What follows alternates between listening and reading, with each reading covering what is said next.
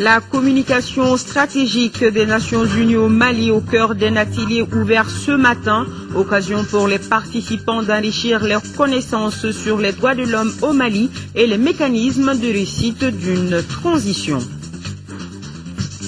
Première mission gouvernementale à Gao, rencontre avec les populations et les troupes en faction, discussions sur les prochaines échéances de juillet 2013 ont été les temps forts de cette mission. Le marché de Caille ravagé par un incendie, le hangar Johnny complètement détruit. On ne connaît pas pour le moment l'origine du drame. Une enquête a été ouverte. Les précisions dans ce journal avec notre correspondant sur place, Siaka Konati. Bienvenue sur le RTM, mesdames et messieurs, bonsoir. Chose promise, chose due, l'association malienne dénommée La Dynamique des Foyers de France a remis ce matin au président de la République par intérim, Jean-Claude Traoré, plus de 18 millions de francs CFA comme contribution à l'effort de guerre. Un montant collecté partout en France auprès de Maliens vivant dans les foyers. Des Sissoko, reportage. Une trentaine de foyers de Maliens de France regroupés au sein d'une association dénommée La Dynamique des délégués maliens des foyers en Île-de-France viennent de remettre au président de la République par intérim 27 810 €, soit 18 242 160 francs CFA pour soutenir l'armée en cette période difficile. Nous sommes conscients de la gravité de la crise que traverse notre pays. Donc, il était aussi de notre devoir de participer à l'effort national pour effectivement aider nos forces de défense et de sécurité pour effectivement assurer leur mission régalienne et effectivement accompagner le président dans sa mission pour effectivement organiser les élections transparentes, crédibles et incontestables. Donc les Maliens qui vivent dans les foyers, la grande majorité, se sont mobilisés. Le foyer des Maliens de Montreuil, à lui seul, a contribué jusqu'à hauteur de 12 000 €, soit 7 800 000 francs CFA. L'association La Dynamique des délégués maliens des foyers en Île-de-France, née en 2004, a pour autre mission de défendre les intérêts des Maliens, servir d'interface entre le consulat général du Mali en France et la population malienne en vue de l'amélioration des conditions de vie. L'association sensibilise aussi les Maliens de France sur leurs droits et devoirs. Séance de travail entre le ministre des Affaires étrangères et de la coopération internationale, Tchemaïber Koulibaly, et une délégation des Émirats arabes unis. Une rencontre qui a permis aux deux délégations de faire le point de l'évolution de la situation politique et sécuritaire au Mali. Cette visite de responsables émiratis au Mali fait suite à celle effectuée par le ministre Koulibaly à Abu Dhabi du 8 au 11 mars dernier. Voilà, la séance de travail entre le ministre des Affaires étrangères et de la coopération internationale, Tchemaïber Koulibaly, et une délégation des Émirats arabes unis. Une rencontre qui a permis aux deux délégations de faire le point de l'évolution de la situation politique et sécuritaire au Mali. La communication stratégique des Nations Unies au Mali, c'est le nom du document soumis à l'analyse des organisations non gouvernementales, de la société civile, des hommes de médias et des services techniques de l'État. Les participants à la rencontre de 2 jours sont appelés à enrichir le document pour la promotion du droit de l'homme au Mali et la réussite de la transition. Adama Kodjo nous en parle. Le document soumis à l'analyse des acteurs au développement du pays dévoile la communication stratégique des Nations Unies pour le Mali. Il s'agit d'accompagner le processus politique au Mali afin de promouvoir l'état de droit dans le pays. Les grandes lignes du document, c'est plus de proximité, c'est plus de prise en compte de la dimension culturelle ici, mais aussi une communication qui est basée sur les réalités du pays. Dans un rapport soumis récemment au Conseil de sécurité, le secrétaire général des Nations Unies a recommandé la mise en place d'une opération de stabilisation au Mali.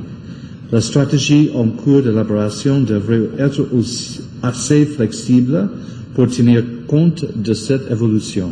pour le renforcement des potentialités et canons d'information. Le document élaboré par des agences, fonds et programmes des Nations Unies au Mali peint le paysage médiatique du pays.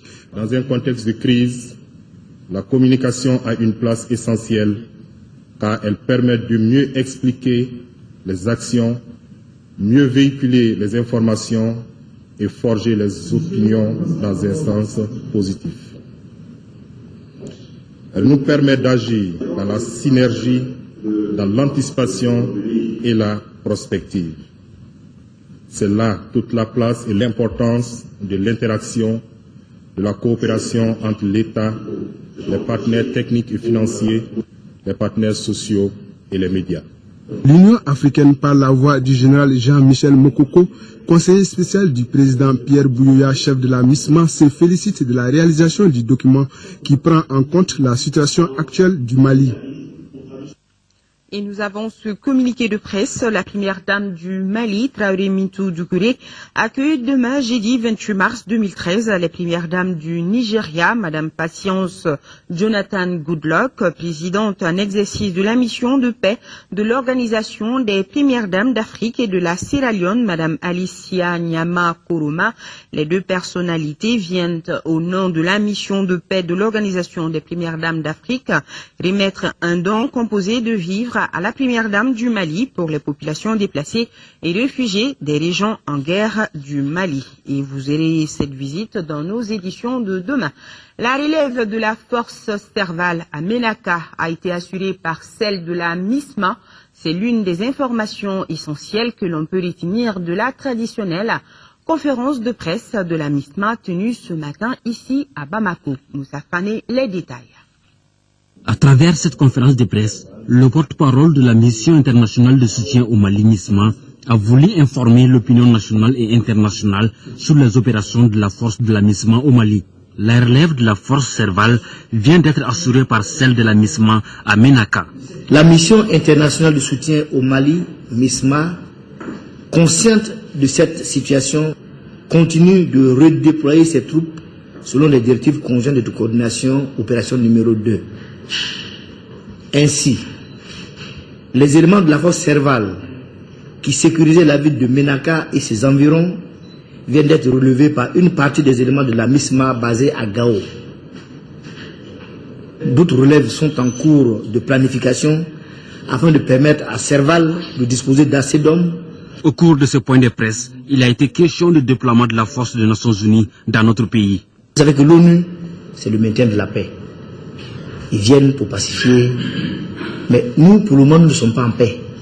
Nous avons encore beaucoup de poches de résistance qu'il faut neutraliser et éliminer. Donc si l'ONU vient, l'ONU doit pouvoir nous aider à faire cela.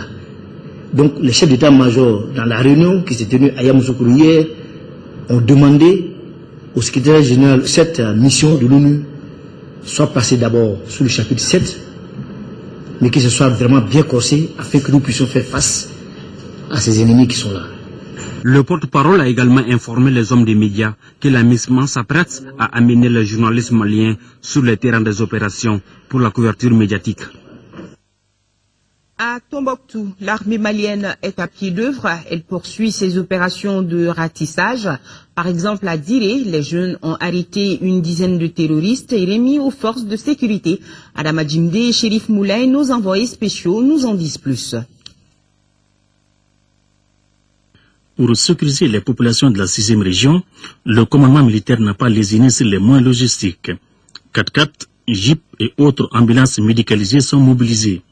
À bord, des soldats déterminés à traquer l'ennemi. Ratissage dans la brousse aussi bien que dans les campements nomades. Nous sommes ici sur le site de Tintilout, à quelques kilomètres de Tombouctou. L'armée est venue pour 3 raisons. Premièrement, remercier la population de Diré qui agit dans le même sens que l'armée. Et notre démarche, c'est voir notre capacité d'intervention à partir de Tombouctou ou de Gounam. En combien de temps nous pouvons intervenir pour sécuriser davantage la zone de Diré et environnant.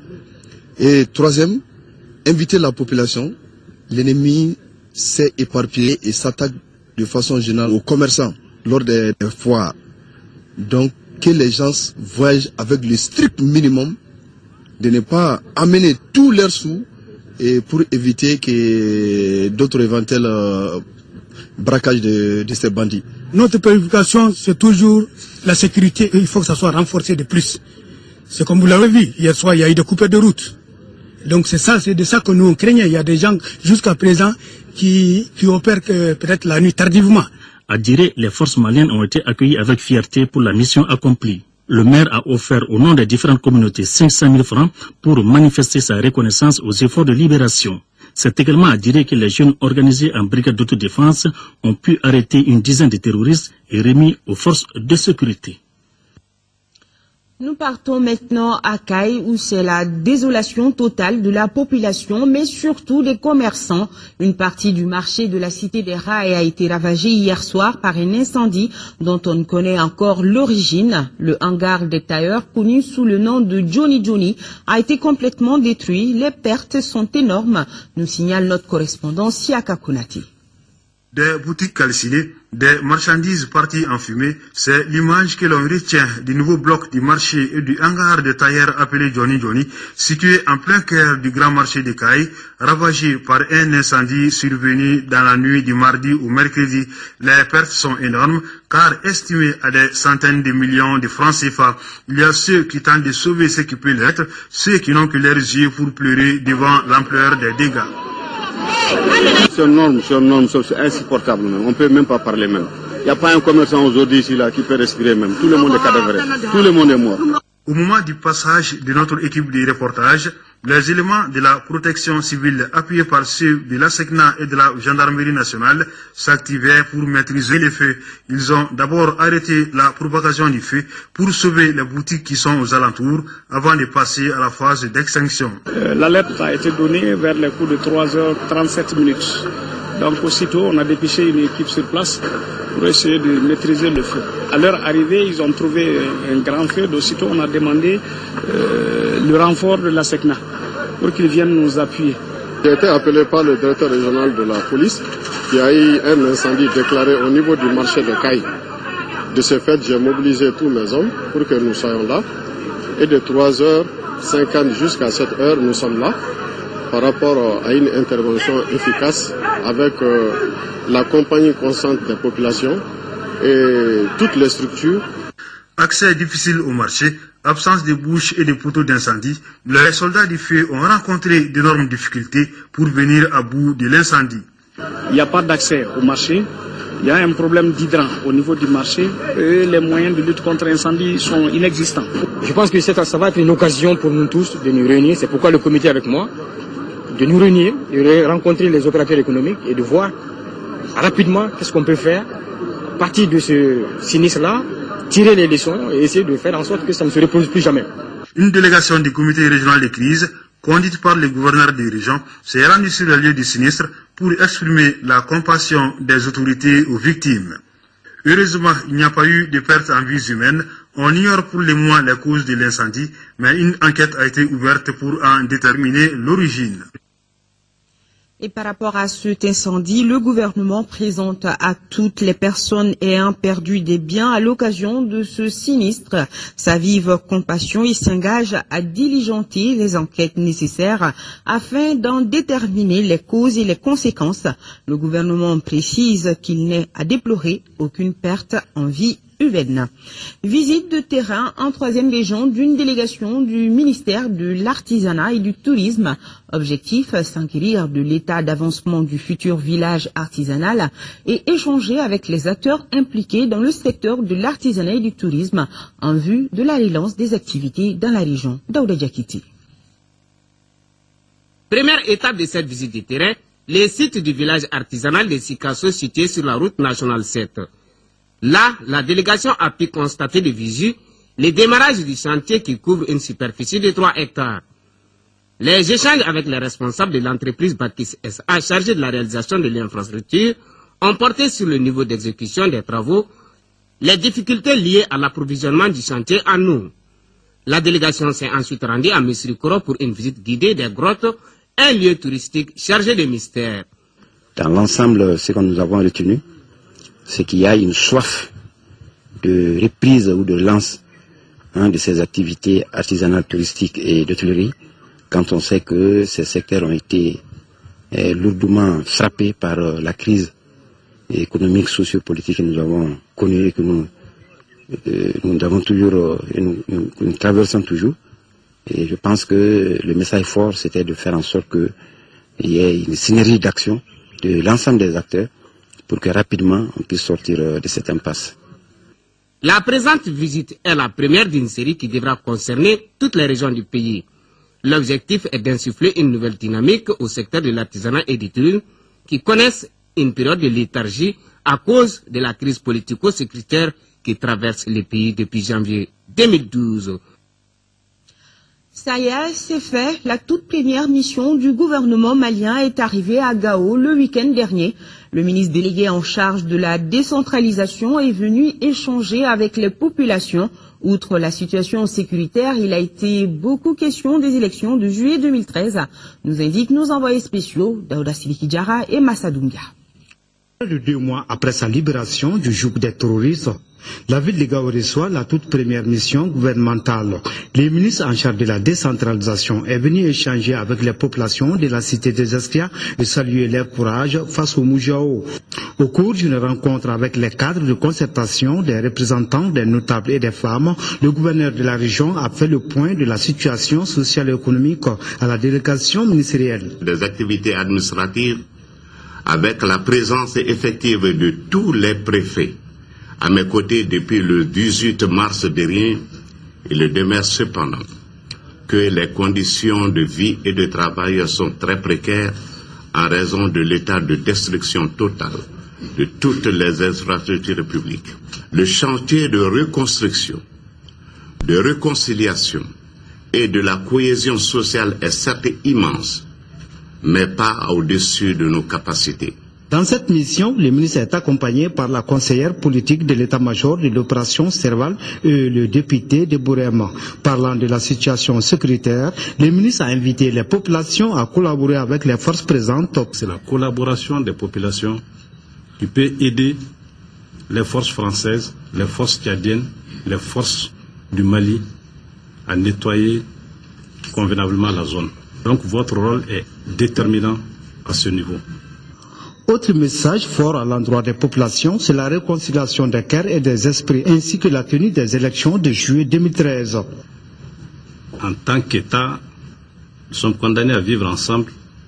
Et pour vivre ensemble, il faut qu'à un moment donné, on s'asseye, se dire toutes les vérités, et celui qui doit être jugé, qu'il soit jugé. Pardonner ne veut pas dire qu'il n'y a pas de justice. Nous estimons que si certaines conditions étaient satisfaites, au plus tard le 8 août, nous allons finir avec la transition.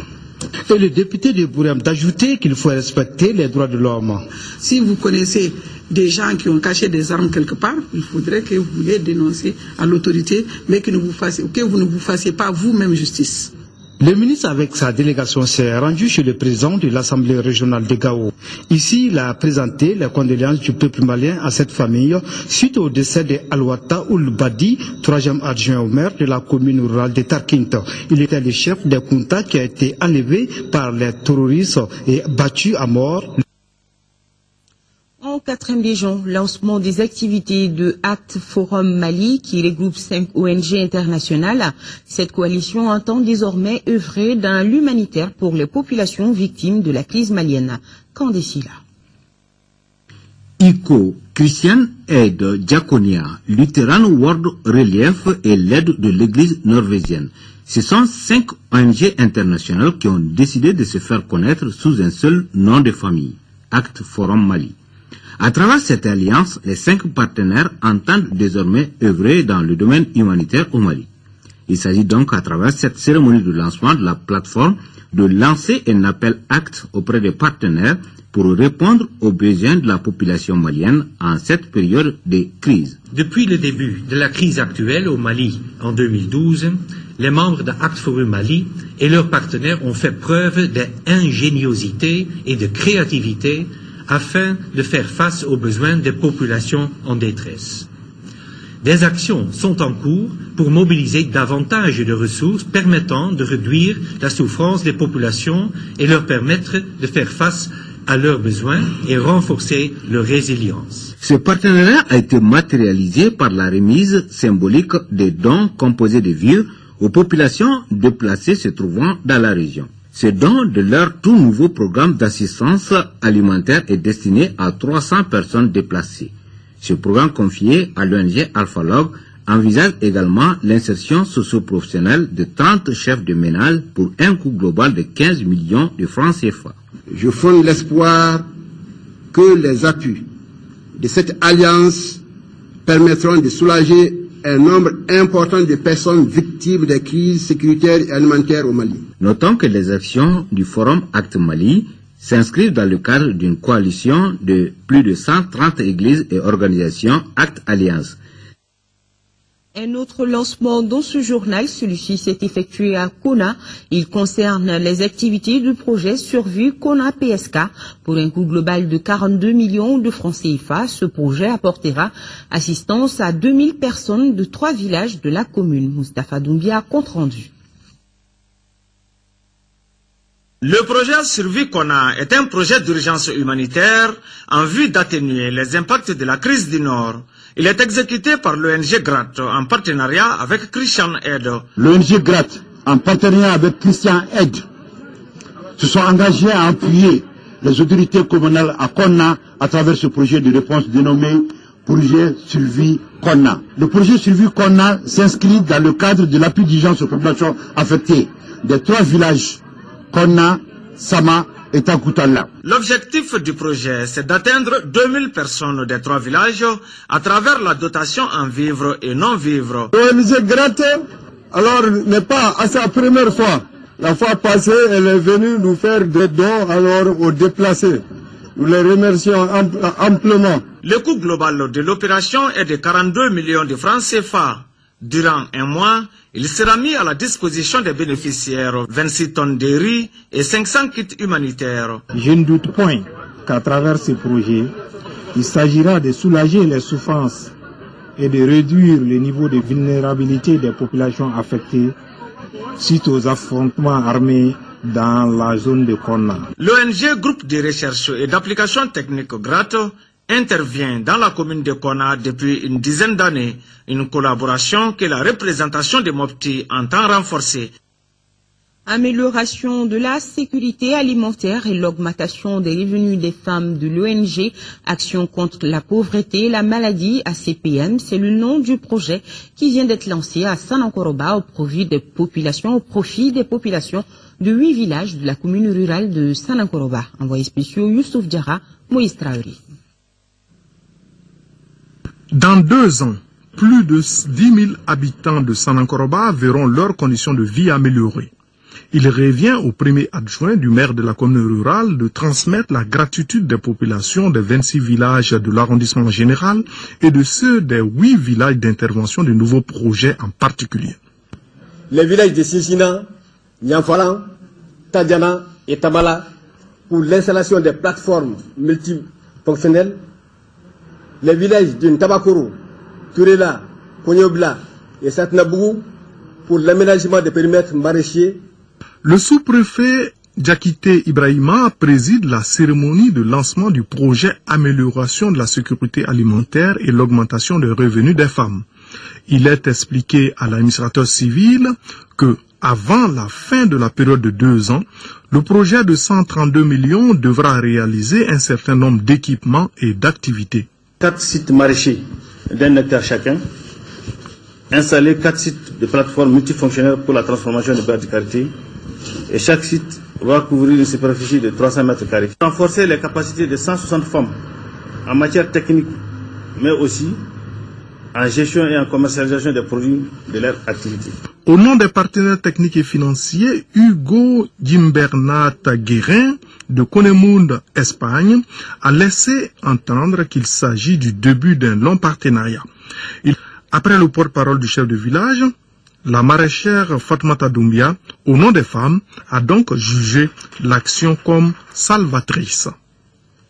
Demain, jeudi 28 mars, et ce jusqu'au 24 avril 2013, s'ouvre la première session de la Cour d'assises de Bamako au titre de 2013. 110 affaires sont au rôle. Ce sont des cas de meurtre, de vol et d'assassinat.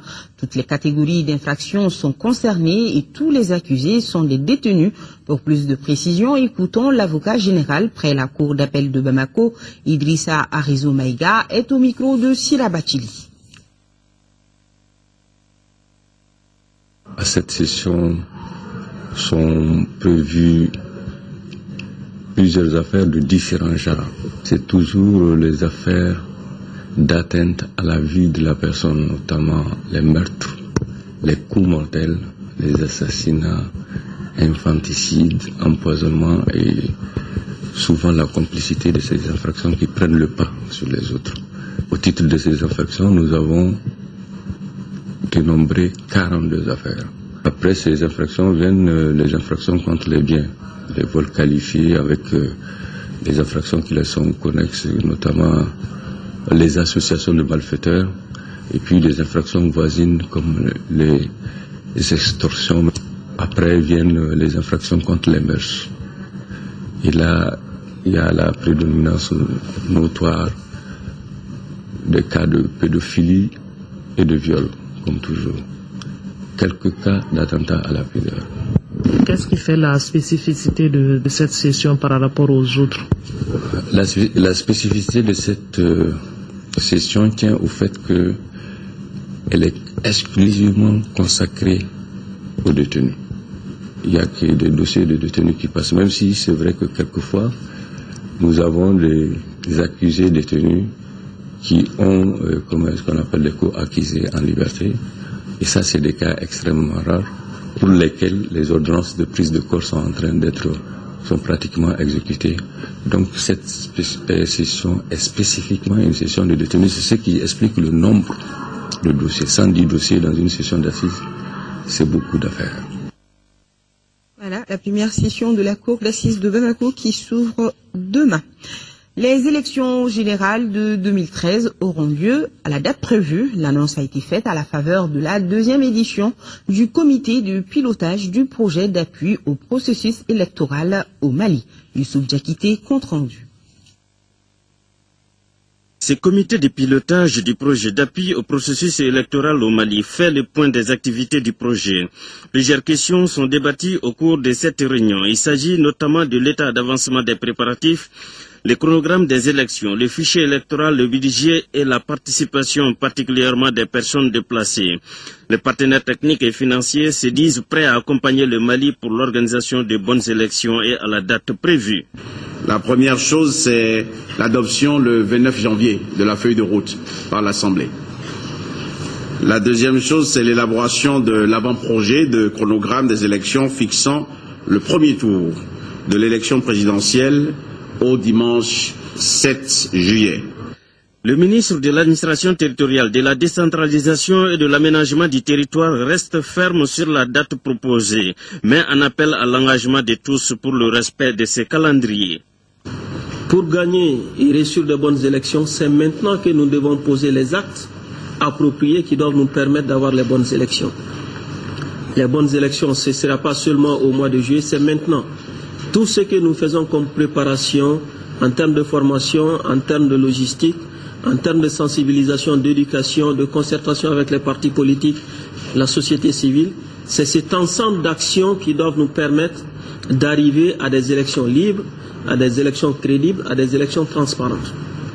Les défis sont immenses. Le délai est très court. Dans la feuille de route qui a été adoptée par l'Assemblée nationale à l'unanimité, nous avons fixé les délais pour les élections au mois de juillet. Pour atteindre ces objectifs, le gouvernement du Mali et les partenaires techniques et financiers mettent un accent sur la dynamisation des rencontres avec les acteurs, et notamment les acteurs politiques. Et le ministre de l'administration territoriale, de la décentralisation et de l'aménagement du territoire informe les partis politiques que la rencontre initialement prévue ce jeudi 28 mars 2013 à 10h au gouvernorat du district est reportée à une date ultérieure. Première session ordinaire 2013 du Conseil du district de Bamako. Il a été surtout question du rapport d'activité 2012 et plusieurs recommandations relatives aux besoins de la mairie du district dans le domaine des finances et des lots à usage d'habitation, entre autres. Mahamadou Doumbia. Le rapport d'activité 2012 des services de la mairie du district de Bamako, l'exécution des recommandations issues de la 4e session ordinaire 2012 du conseil du district relative à la création de nouvelles taxes, l'élaboration des besoins de la mairie en parcelles à usage d'habitation et la création d'une commission de suivi sont entre autres les thèmes retenus au cours de cette première session ordinaire du conseil du district de Bamako. En 2012, l'insuffisance des ressources s'est cumulé avec la crise sécuritaire et institutionnelle et nous avait obligé à revoir à la baisse le programme de balayage et de curage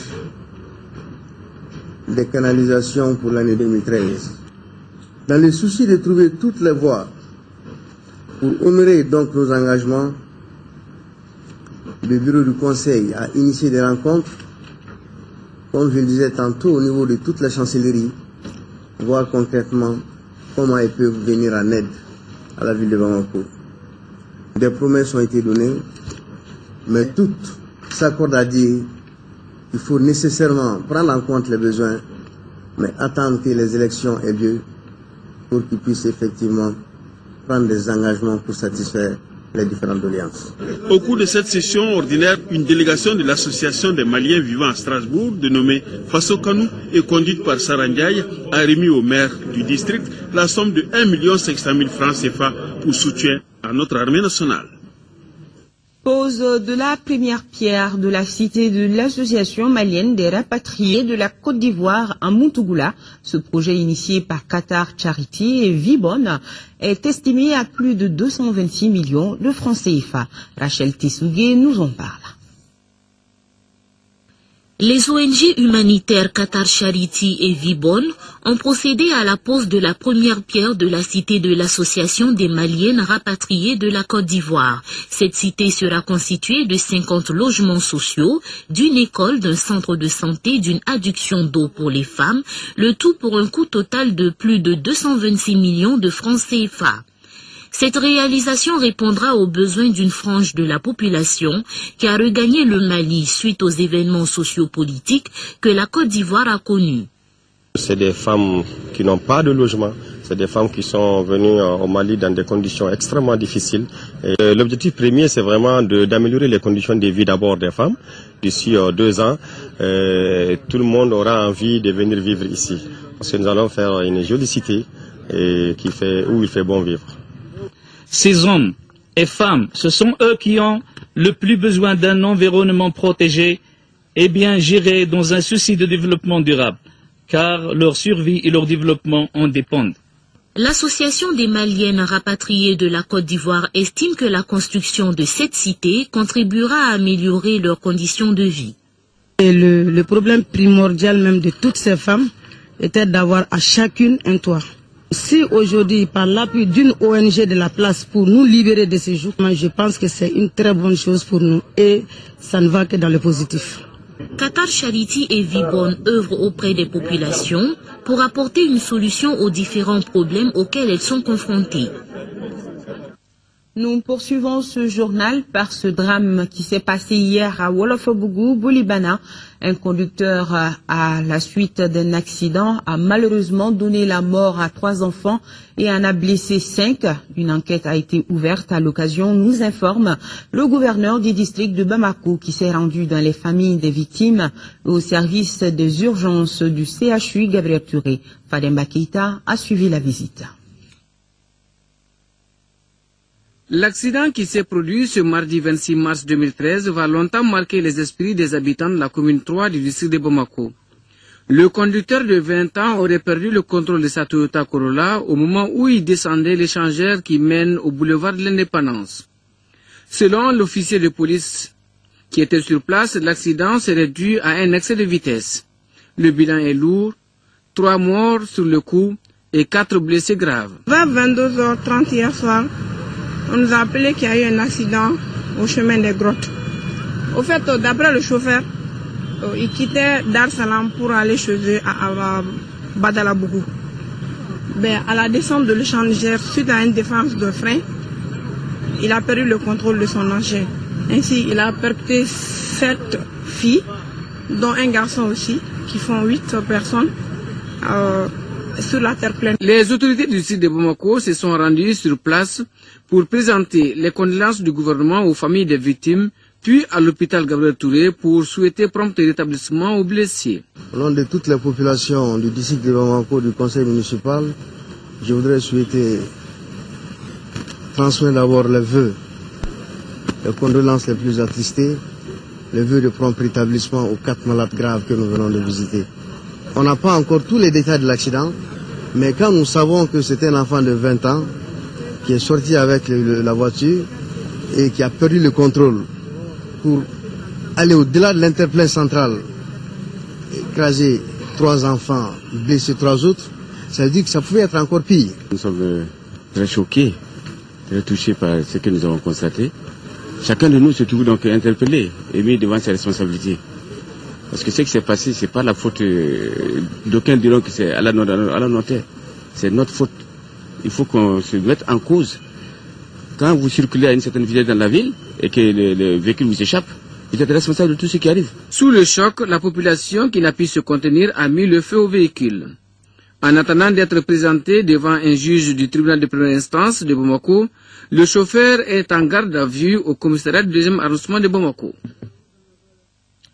Sport football CAN Junior Algérie 2013. Pour la 4e fois, vous l'avez suivi hier, le Mali s'est incliné en demi-finale dans une phase finale de Coupe d'Afrique des Nations Juniors. C'était face au Ghana lors des séances des tirs au but. Nos envoyés spéciaux à Oran, Ousmane Dao et Mamadou Sidibé reviennent sur ce 4e demi-finale.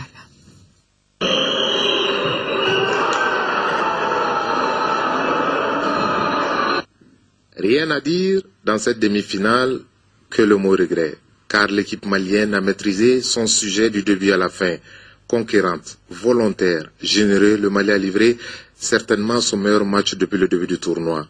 Mais, hélas, car les jeunes de Moussa Keita Doukoutiki ont perdu face à une formation ghanéenne qui a eu la baraka dans la séance des tirs au but. Cette chance, toujours indispensable dans le football, on peut dire que les dieux du stade n'étaient pas encore maliens une nouvelle fois en demi-finale d'une compétition de football. Maintenant, l'heure est à la remobilisation des troupes, puisque la défaite a laissé des traces au sein du groupe Mali, mais pourtant légitime l'était notre ambition d'aller chercher le trophée de cette 18e édition due à la mentalité et à l'ambiance dans cette cuvée 2013 ici en Algérie. Pour cette nouvelle génération, il reste une dernière bataille à livrer contre le Nigeria pour au moins accrocher une médaille autour du cou. En tout cas, c'est possible, même si la perte de la demi-finale restera dans la gorge comme une arête de poisson. Sur ce prend fin ce journal. Merci de votre constante fidélité. Aoué Touré sera là demain pour la grande édition. Rejoignez-nous également sur notre site web www.ortm.ml. Grand merci à vous qui nous suivez de Gao, Tombouctou et Kidal. C'est au nord du Mali. Bonsoir et passez d'excellents moments de télévision en notre compagnie. Bonsoir à tous.